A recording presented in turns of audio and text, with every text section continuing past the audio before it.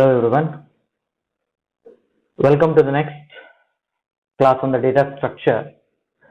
So in this lecture we will be discussing one of the important operation on the stack, that is pop operation. In the previous class we have discussed about push operation that we have concluded with an algorithm. So here in this particular operation, the pop indicates removing or deleting the most recent element that is entered into the stack. So it will be deleted from the stack itself. So the pop operation deletes the most recently entered element from the stack, that is considered to be the pop operation. The variable which is denoting the position of the very recent element added will be the top, which contains the index of the topmost element, index value or index number of the topmost element, or the current top position of the stack. So as you know, the stack is going to implement LIFO, that is last in first out mechanism. So elements are inserted and removed from the same end, that is called as the top of the stack. So here you can see when I say pop, the element which is recently added, fourth index value will be removed and the index will be decreased by 1, that is top value will be decreased by 1. Let us jump into the logic. Each time the pop operation is performed, the top value is decreased by 1. Any attempt to delete an element, because we are representing the array representation, any attempt to represent or delete the stack that is empty would result in stack underflow condition. That means the elements are not at all inserted, or the stack is not having any elements stored within it. So the stack shows stack overflow condition. So here also we have come across the stack representation. See, there are no elements in the stack is empty. Trying to delete an element from the empty stack would result into stack underflow condition. Let us understand the operations with one by one procedures. So pop operation explained in the diagram. So here the stack is full, consisting of 5 elements, 10, 20, 30, 40, 50, where the top is indexing to the value 4. If I say pop an element, the most recent element that is added is 50 will be removed from the stack, that is 50 will be removed from the stack. The remaining elements are 10, 20, 30, 40. So here you can see the difference. The top value is decreased by 1, which was pointing to 4, now it is pointing to 3. So top value is equals to 3.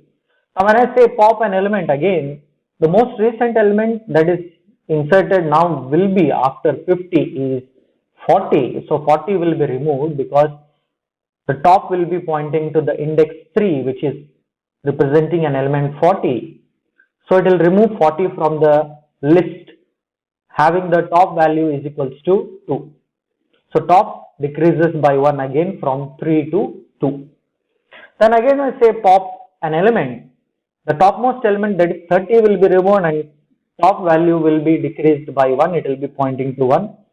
Similarly, if I say pop, which was top value is equals to 1, will be removed and the next value will be 10 remaining. If I say again pop an element, 10 will be removed and the top value, which was 0, will be now indicating -1. So this condition we have already seen in the beginning of the stack. If the stack is empty, the top value will be equal to -1. You can go to the last lecture video and see what will be the value of top if top is empty or newly created.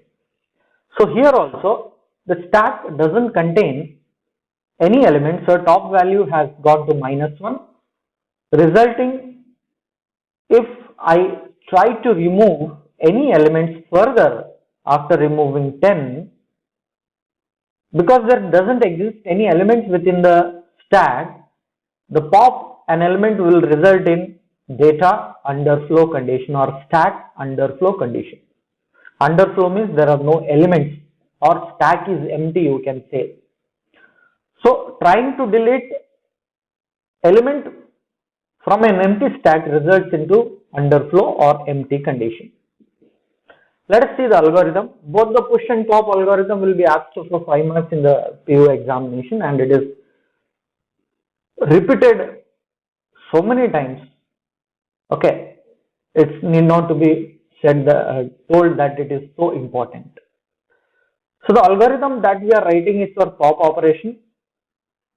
The algorithm has a function called pop which takes 3 values: stack, which is an array representing list of values, following the mechanism LIFO, last in first out; top, pointer or a variable pointing to the index value, to the most recent element added or removed; item is the element to be added or to be removed. Because we are implementing pop over here, so the item here indicates the element that need to be removed from the stack.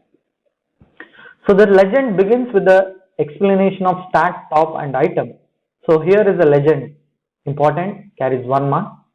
Stack is the array that containing n element according to the algorithm, and the top is the pointer to the top element of the array.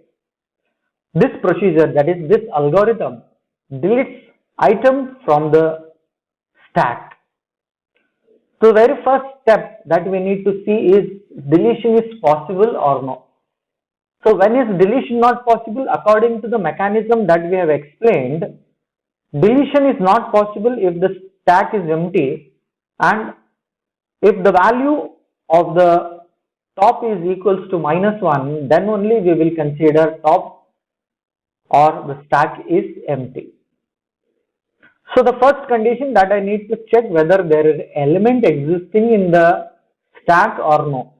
If it is not existing, I cannot delete an element. So if the value of top is pointing to -1, then we will print the stack is empty. The reverse case in the push is if the top value is equals to n-1, then the stack is full or the stack is overflow condition. Here, if the top value is equals to -1, the stack value will be empty. We cannot delete any elements from the stack. Then we need to terminate the program, exit, come out of the program. If the value of the top is not -1, it may be 0, 1, 2, 3, 4, any of the indexed value, then it is possible to delete an element. Before deleting an element, we need to preserve the element that is deleted in a variable called item. So item that need to be deleted is present in an array called stack at the position called or at an index called top. So item to be removed is equals to stack of top. So from the topmost we will be removing, that we will be storing in a variable called item so that we can display so and so element is been deleted or removed from the stack. So the next thing is, because each time the elements are removed from the stack, the top value will be indicating to -1 or represented as top is equals to top -1. So here also, each time when you see in the operation, top value is decreasing. 4, it was 3, it was 2, it was 1, 0 and -1. Each time the pop operation is performed, the top value should be decreased by 1. That is the logic. So this is how the algorithm will be seen. So in the push operation, as I told you, in the if the top value is equals to n-1, then the stack is full. top value will be increased, then the item will be inserted. That's the difference between push and pop. So whenever you are trying to practice the algorithms, compare the push and pop algorithm and practice it together side by side. So that is how the pop operation works. Now this finishes the implementation of the stack in the arrays format.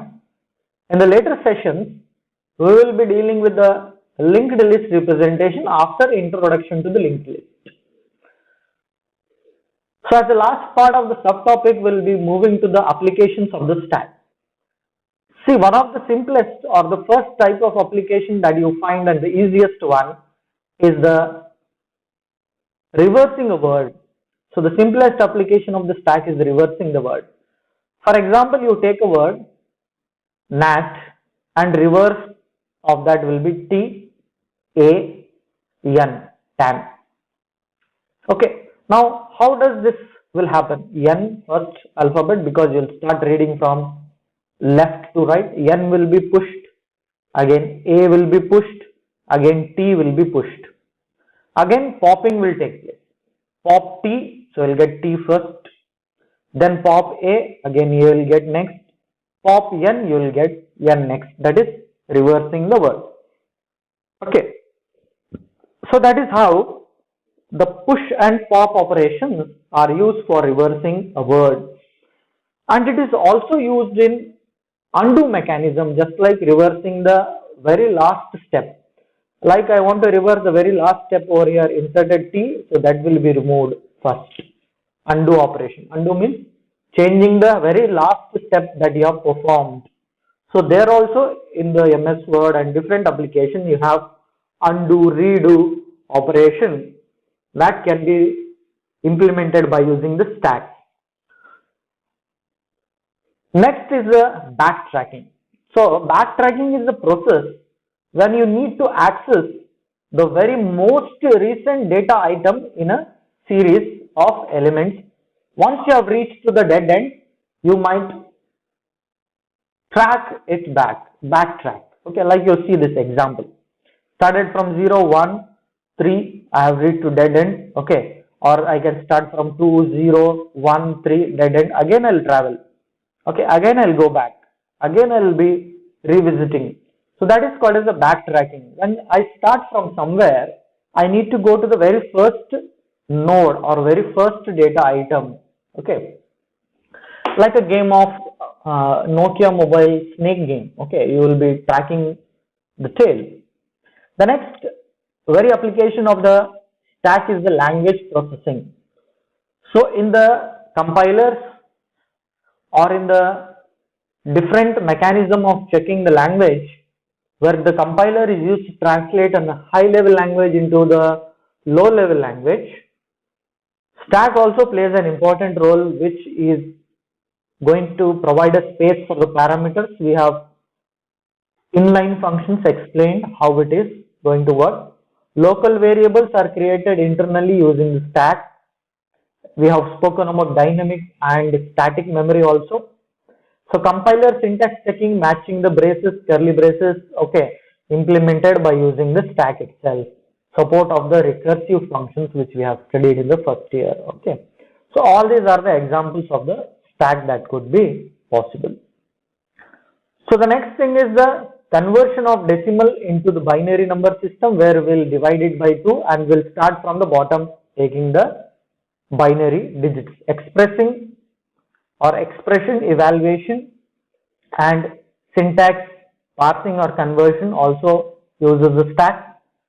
Conversion of one expression to the another expression, infix into prefix and postfix expressions. Infix means in between, pre means before, post means after. The operators are fixed in between. Like for example, A plus B is infix expression. The prefix expression will be plus AB. The postfix expression will be AB plus. Okay, that's conversion, how the computer is going to understand. So we human will understand only infix expression, that is A plus B. Like certain computers will understand plus AB, that is operation plus is implemented between A and B. Certain computers will understand postfix expression, that is A and B are added, that is A, B plus. Okay. Then used in sorting purpose also, arranging the elements in certain order. So one of the method that is used in sorting is the quick sorting, where the stacks are used, and even they are used in runtime memory allocation. Just now I spoke about dynamic memory allocation. So stacks are also used in the dynamic memory management. Okay, so these all are the implementations of the stack. So in the next class we will be moving to the next very much important concept, that is called as queues. And the very first thing will be introduction and comparison between the stacks and the queues, and later on we will deal with the other operations on the queues. Thank you.